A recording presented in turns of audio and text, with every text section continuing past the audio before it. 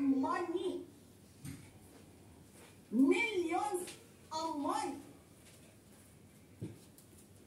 Anong nakalagay doon sa envelope? DepEd. Anong ginawa ko? Binigay ko sa DepEd. Utak na ka.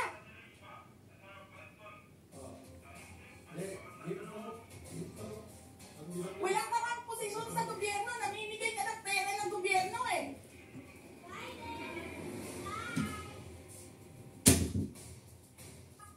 Sirain mo yung tangal ng kasama ko sa Office of the Vice President.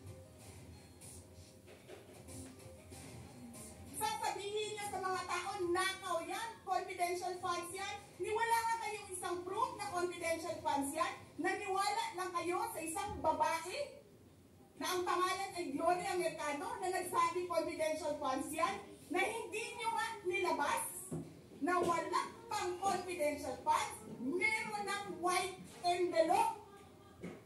Kasi 2022 pala, tangina mo ka, may utos na ng pera sa DepEd.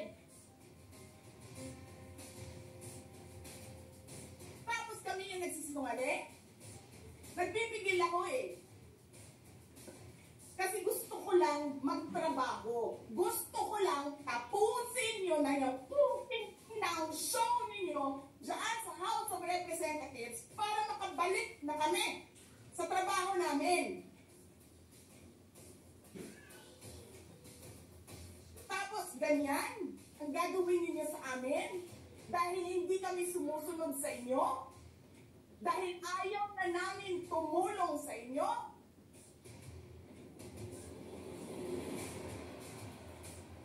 Ganito gagawin ninyo.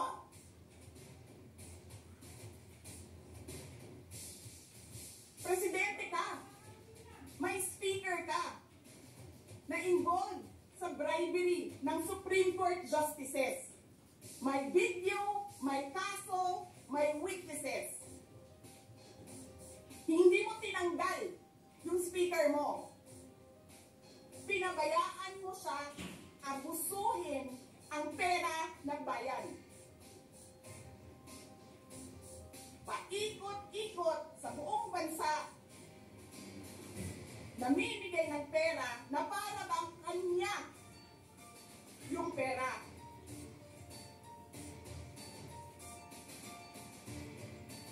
Eh di ba nga, lagi niya sinasabi separation of powers. Anong trabaho ng legislative branch? Gumawa ng batas. Anong ginagawa ni Martin Romualdez? Nagdidirect ng DSWD, namimigay ng ayuda,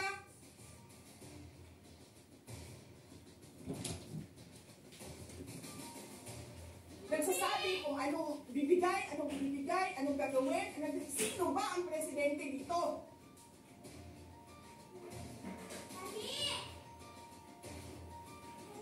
Alam nyo, alam namin, mali ang ginagawa ninyo. Sinabihan ko lang mga kasama ko sa Office of the Vice President, pasensya na, sumunod na lang tayo para matapos na sila.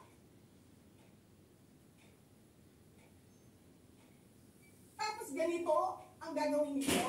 Alam namin, walang contemptuous doon sa ginawa ni Jose Lopez. Wala. Lahat ng tanong, sinagot niya, pumunta siya,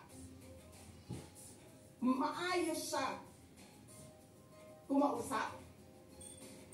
Eh nagsasabihin ninyo sa amin, bakit kami susulat sa COA? Bakit hindi kami susulat sa COA? Hindi tapos ang appeal namin. Hindi tapos ang audit namin. Tapos, kuhaghag na ninyo tanan ang isubmit na mo sa COA? Hindi.